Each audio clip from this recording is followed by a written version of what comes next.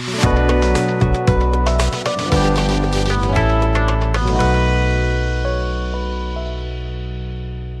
वालेकुम जी। Wire Asia के platform से एक बार फिर हाजिर हैं। आज आईएमएफ ने पाकिस्तान को जून तक 16 अरब डॉलर का ज़ख़ीरा बनाने का कह दिया है और ये कहा है कि अगर 16 अरब डॉलर आपके पास जून तक ना हुए तो आप बजट नहीं बना सकेंगे और हमें आप एक टाइमलाइन दें कि आप किस तरह 16 अरब डॉलर जून तक जमा करेंगे। ज़ाहिर है ये रकम जो है आईएमएफ की 1.3 अरब डॉलर के अलावा बाकी ममालिक से और अदारों से ली जाएगी। तो इस पे अब सोच विचार शुरू है कि जून तक की हम किस तरह की करेंगे और ये बहुत मुश्किल टास्क है। दूसरा साथ ही मुश्किल टास्क ये दे दिया कि बिजली फ़ी यूनिट उसकी कीमत जो बढ़ाएं आप वो 4 रुपये से कम ना हो। अगर 4 रुपये फ़ी यूनिट बिजली बढ़ा दी जाए घरों में सारिफीन पर और कमर्शियल सारिफीन पर तो ये एक बहुत बड़ा बोझ होगा जिससे महंगाई मज़ीद बढ़ेगी। 4 रुपये फ़ी यूनिट बिजली बढ़ने से 1000 अरब रुपए तक का फ़ंड मिल सकता है हुकूमत को और वो आईएमएफ कहता है कि खसारों को कम करने के लिए इस्तेमाल करें और साथ ही उसमें उस रकम को आइंदा मज़ीद बढ़ाया जाएगा और जब वो बढ़ाया जाएगा तो गर्दिशी कर्जा जो है वो वापस करना है। जो कंपनियां बिजली बनाती हैं उनको उनकी रकम देनी है। ये जो सारा सिलसिला है बिजली की कीमत बढ़ाने का और 16 अरब डॉलर जून तक जमा करने का, ये बहुत खौफनाक एक सिलसिला है जो आईएमएफ ने शुरू कर दिया और ये इससे पहले ये चीज़ बाहर नहीं आई थी, आज ये बाहर आई है। ये जो है जो पॉलिसी मुज़ाकरात इस वक्त आईएमएफ कर रहा है जिसमें ये होगा कि आपने नए कानून बनाने हैं, नए नोटिफिकेशन निकालने हैं, नई टाइमलाइन देनी है और आपने हमें बताना है कि आप जून तक कितने पैसे जमा करेंगे और जून के बाद आप कितने टैक्स लगाएंगे, कितने ज़्यादा बिजली को मज़ीद इजाफा करेंगे, गैस की कीमत में मज़ीद इजाफा करेंगे, वो इसके अलावा है। जनाब मज़हर साहब, ये सूरत हाल तो बड़ी खौफनाक बनती जा रही है। खौफनाक तो मेरे ख्याल में यहाँ पे लफ्ज़ ही छोटा है और यहाँ पे अल्फाज इंसान के पास ख़त्म हो जाते हैं कि जो आईएमएफ पाकिस्तान के साथ करना चाह रहा है, पाकिस्तानी अवाम के साथ करना चाह रहा है और जो हमारे हुक्मरान माज़रत के साथ जो बड़े नारे मार के आए थे कि हम आईएमएफ के साथ डील करेंगे, उन्हें मुज़ाकरात की मेज़ पर लेके आएंगे, अपना मौक़िफ़ देंगे। इसहाक़ डार साहब जब लंदन से रवानगी से पहले ही उन्होंने इस तरह की बातें शुरू कर दी थी कि जी आईएमएफ के साथ मुज़ाकरात जो हैं वो इतना बड़ा मसला नहीं है और मैं इंशाअल्लाह ताला मामलात को हल कर लूँगा। तो भैया अब हल करें ना, अब आप लोगों के पास पूरा मैंडेट है, लोग आपकी तरफ देख रहे हैं, अवाम पूरी की पूरी आपकी तरफ देख रही है, इंडस्ट्री सारी आपकी तरफ देख रही है, इंडस्ट्री बंद हो चुकी है। तो इसका मतलब है कि इंडस्ट्री बंद होने से तो बहुत बेरोज़गारी फैलेगी। बेरोज़गारी तो बिल्कुल ऑलरेडी फैल चुकी हुई है। आप देखें ना कि अवाम जो है वो तो हर काम करने को तैयार है, कुर्बानी भी दे रही है, सारी चीज़ें कर रही है, मगर जो हुक्मरान तबका है उसके सीने में मुझे दिल नहीं लग रहा, उसके सीने में कोई और ऐसी चीज़ लग रही है कि जो वो चाह रहा है कि इनका पेट भी फाड़ दिया जाए और हर चीज़ निकाल ली जाए आंतड़ों समेत ताकि उनका ख़जाना भर जाए, उनके अखराजात कम ना हो। अवाम से आप कुर्बानी मांग रहे हैं, क्या पार्लियामेंट ने अपने खर्चे कम किए हैं?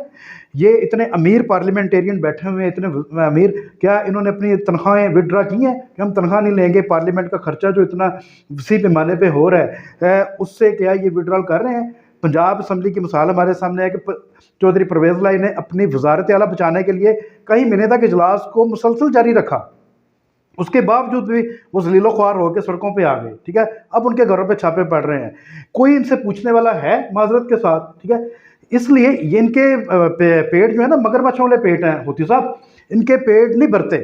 ये अवाम के बिजली के बिल और गैस के बिल और पेट्रोलियम मसनूआत में इजाफा इन हुक्मरानों के पेट नहीं भरने माजरत के साथ। बाकी आप ज़्यादा बेहतर जानते हैं, इकानमी को मुझसे ज़्यादा बेहतर समझते हैं और दीगर मुल्क के जो इसका करतर धरता है, ये मैं तो नहीं कहता तोते से कम अक्ल वाला इंसान है। ये तोते में भी ज़्यादा अक्ल है कि भाई आपने डील करनी है, किस तरह करनी है। या तो पहले आप ये स्लोगन ना लगाते, आपने ये पहाड़ अपने ऊपर गिराया है, उस गिराने से पहले आपने क्यों इस पहाड़ को अपने ऊपर गिरने दिया? जो कर रहा था उसे करने देते ना। फिर तो अब कर रहे हैं तो भुगतें फिर, और अवाम को भी भुगताएं फिर। उसका हल तो इनके पास कोई नहीं है। हल बिल्कुल नहीं है। अब सियासी बात पे आ जाते हैं। जरदारी साहब ने कोई मूव चलाई हुई है पंजाब में, खैबर पख्तूनख्वा में, जनूबी पंजाब में, ये क्या है? होती साहब आसिफ अली जरदारी जो है वो एक सियासत में, क्योंकि वो एक रवादारी के कायल हैं और माजी भी उनका देखा जाए तो उन्होंने हमेशा रवादारी की सियासत का प्रचार किया है। मैं जो पिछले 3-4 व्लॉग से मुसलसल ये बात करता आ रहा हूँ कि इस वक्त पाकिस्तान के अंदर जो सियासी हिद्दत बढ़ चुकी है, इसे कम करने के लिए तमाम सियासतदानों को अपना किरदार अदा करना चाहिए और मुस्बत तौर पर करना चाहिए, ताकि हम तमाम मसाइल के हल की तरफ जाएँ। माज़रत के साथ इस वक़्त मुस्लिम लीग नून की लीडरशिप जो है वो हल करने के बजाय लड़ाई को बढ़ा रही है। मरियम नवाज़ शरीफ का जलसा आप ले लें, आज उनके दीगर लोगों की जो प्रेस कॉन्फ्रेंस है पिछले 24 घंटों में आप देख लें, उन्होंने सिवाय आग लगाने का कोई काम नहीं किया। आसिफ अली ज़रदारी माज़ी की तरह अब भी अपनी इस इत्तेहादी हुकूमत के जो अहम लोग हैं उन्हें समझा रहे हैं कि ये काम ना करें, मगर उनकी बात मेरे ख़्याल में इनके कानों में या तो पड़ रही नहीं है या ये सुनना नहीं चाहते। उसी को काउंटर करने के लिए अब आसिफ अली जरदारी खुद सियासत के मैदान में आए हैं। हालांकि उनकी सेहत इस तरह इजाज़त नहीं देती और उन्होंने पेशावर से मेरे ख्याल में अपनी सरगर्मियों का आगाज़ किया है और मौलाना फजल रहमान के साथ उनकी कोई अलायंस बनी है और उन्हीं के साथ वो बातचीत कर रहे हैं ताकि ये सियासी हिद्दत जो है इसे कम किया जा सके और बेहतरी की तरफ जाया सके। क्योंकि मौजूदा सूरत हाल में जहाँ तक मेरी इत्तला है, आसिफ अली जरदारी मुस्लिम लीग नून के लीडरशिप के साथ इन तमाम इशूज़ को हल करने में अनकम्फर्टेबल फील कर रहे हैं। इसलिए उन्होंने मौलाना फजल रहमान को चॉइस ली है कि उनके साथ बैठ कर वो मामला को आगे बेहतरी की तरफ लेके जाएँ और उसमें मेरे ख्याल में मुस्लिम लीग काफ और पीटीआई के लोगों को भी मैसेज चले गए हैं कि वो आएँ, बैठें और हम बेहतरी की तरफ जो है लेके सियासत को भी लेके चलें और मुल्क भी बेहतरी की तरफ जाए। वरना अगर ये इसी तरह सूरत हाल रही तो उसमें फिर ख़राबी ही ख़राबी है, फिर बेहतरी की कोई उम्मीद नहीं है। तो अगर एक शख्स कर रहा है, बेहतरी की उम्मीद कर रहा है, तो उससे फिर उसके लिए दुआ गो भी होना चाहिए और बाकी सियासतदानों को भी चाहिए कि उसे अपना रोल मॉडल बनाएं इस सारे मसले से निकलने के। नाज़रीन, ये जो जेल भरो तहरीक का ऐलान किया है इमरान खान ने, हमारी इतलात के मुताबिक ये जेल भरो तहरीक कमज़ोर है, ये उठ नहीं रही। उसकी वजह ये है कि बहुत से लोगों ने, जो कि गली मोहल्ले के, तहसील ज़िला के ऑर्गेनाइज़र हैं टाइगर फोर्स के, वो पहले तो इधर उधर हो गए और अब उन्होंने फ़ोन उठाना बंद कर दिया अपने लीडरों का। और ये महसूस हो रहा है कि इमरान खान की जो कॉल है उस पर कोई बहुत ज़्यादा जम गफ़ीर गिरफ़्तारियों के लिए जल्द नहीं आने वाला। ये आइंदा हफ्ता 2 हफ्ता तो ये लग रहा है हमारी इतलात के मुताबिक कि ये बहुत बड़ा एक इशू नहीं बनने जा रहा जेल भरो की तहरीक का। लेकिन साथ ही ये भी है कि कंसिस्टेंटली इमरान खान उन पे ज़ोर डाल रहे हैं कि भाई मैं वॉच करूँगा कि कौन इसमें एक्टिव है कौन नहीं है, और ये जो वॉच है ये तो जारी रहेगा, लेकिन नतीजा कोई बहुत बड़ा शायद ना निकले, क्योंकि लोग जो हैं अब इस बात पे कम तैयार हो रहे हैं। जो इमरान खान के हामी हैं, जो इमरान खान के ऑर्गेनाइज़र हैं, उनकी तरफ से भी जो इत्तलाहात मिल रही हैं इधर उधर से कि भाई कोई अच्छा रिस्पांस नहीं है। इसके साथ ही जो आपके पास एक स्टोरी है जो कि बहुत ज़बरदस्त स्टोरी है, वो उसको बयान कर दीजिए। जी होती साहब, असल में वो तो इस्लामाबाद हाई कोर्ट ने इमरान खान की जो बेटी के नजायज़ केस वाला मामला था उस पर आज फुल कोर्ट बन गया है और ये साजिद नामी शख्स था जिसने ये पिटीशन दायर की थी, उसमें इमरान खान का मौक़िफ़ ये था, पहले इस फुल कोर्ट बनने से पहले उनके वकील की तरफ से ये मौक़िफ़ पेश किया गया था कि चूँकि इमरान खान इसको पब्लिक होल्डिंग ऑफिस नहीं उनके पास किसी तरह का, तो लिहाजा इस केस को उस तरह टेकअप न किया जाए और इस पॉइंट को जो है वो निकाल दिया जाए, उनकी बेटी वाला जो इशू जिस शख्स ने पिटीशन दायर की हुई है।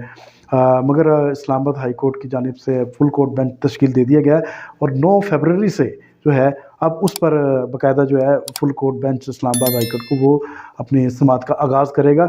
ये भी आने वाले दिनों में ज़ाहिर है अदालत का मामला, उस पर हम कोई कमेंट्स नहीं कर सकते ज़्यादा, मगर वो पहले दिन ही 9 तारीख को अब अंदाज़ा हो जाएगा कि अदालत का मूड किस तरफ जा रहा है और उसमें इमरान खान और उनकी जो वकला की टीम है वो क्या अपना मौक़िफ़ इख्तियार करते हैं। आया क्या वो इस फुल कोर्ट बेंच का बाइकाट तो नहीं करेंगे? ये भी एक अलार्मिंग सिचुएशन है, क्योंकि माजी में भी अगर देखा जाए तो इमरान खान और उनकी जो वकला की टीम थी, जब वो किसी इशू में फंस जाते थे तो वो अदालतों का सामना नहीं कर सकते थे, तो उन्होंने बेल आउट स्ट्रेटजी अपनी डिफरेंट तौर पे रखी हुई थी, जिसमें बाबर अवान उनके बड़े एक ज़ीरो को शार्क किस्म के वकील हैं, और वो एक शातराना ज़हन बाबर रहमान रखते हैं और हमेशा उनकी कोशिश यही होती है कि अगर उन्हें अदालत की तरफ से रिलीफ नहीं मिल रहा तो वो कोई ना कोई ऐसा पत्ता खेलें कि जिससे जो मामलात हैं वो उनकी फेवर में हो जाएं। अब उनकी वकला की टीम के ऊपर ये एक ज़िम्मेदारी है कि वो अपने लीडर को इस सारे केस से किस तरह बरूज़िम्मा करते हैं। और बाबर रहमान, फवाद चौधरी और दीगर उनके जो वकील हैं वो हैं तो बड़े सारे के सारे माशाल्लाह शातिर और एक से एक बढ़ के खिलाड़ी हैं सारे, और सियासत के भी। इसमें एक सवाल वकला के जी एक सवाल जी करना है। जो अदालत ने लार्जर बैंक बना दिया है, इसका मतलब है सीरियस केस नज़र आ रहा है। क्या ये वाकई इतना सीरियस है? हाँ, ये एक क्वेश्चन है, क्योंकि इससे पहले जो है ये इतना सीरियस नहीं लिया जा रहा था, और क्योंकि अदालत ने लार्जर बेंच भी नहीं बनाया था और इमरान खान उसमें पेश भी नहीं हो रहे थे। और अभी भी उनका एक मौक़िफ़ ये था इससे पहले कि उनकी टांग पे गोली लगी हुई है और वो नहीं अदालत में जा सकते। इलेक्शन कमीशन में भी जो उनके केस चल रहे थे, दीगर अदालतों में भी, तो वहाँ पे भी वो उन्हें इसी ग्राउंड पे वो उनके वकला जो हैं वो रिलीफ ले रहे हैं कि जी अभी समाअत जो है वो मुलतवी कर दी जाए। मगर आज जो अब इस्लामाबाद हाई कोर्ट ने ये जो अनाउंस किया है 9 फरवरी का, तो इससे लग नहीं रहा कि उन्हें उस तरह का रिलीफ मिले। और वही मैं बात करूँगा, मामला सीरियस है। मामला सीरियस है और अब उनके वकला भी बड़े सीरियस है। हमारी स्टोरी फिर सच साबित हो रही है ना कि भाई ये नहीं, मामला सीरियस है। आपकी खबर बिल्कुल सच साबित हो रही है, मगर इमरान खान के जो वकला है वो बाबर रहमान, फवाद चौधरी और दीगर उनकी जो टीम है जिसमें नईम बुखारी भी शामिल हैं उनके, और भी लोग शामिल हैं, तो वो सारे के सारे एक साजिशी ज़हन रखते हैं और बड़ा अच्छा दिमाग उनके पास, और वो देखें कि वो इस केस से किस तरह अपने आप को निकालते हैं। ये एक सीरियस स्टोरी थी जो हमने आखिर तक रखी थी। आज का प्रोग्राम इतना ही। Thank you very much.